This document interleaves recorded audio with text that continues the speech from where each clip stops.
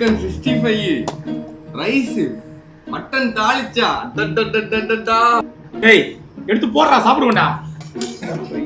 பொறுமையா நல்லா ஊத்து போடு.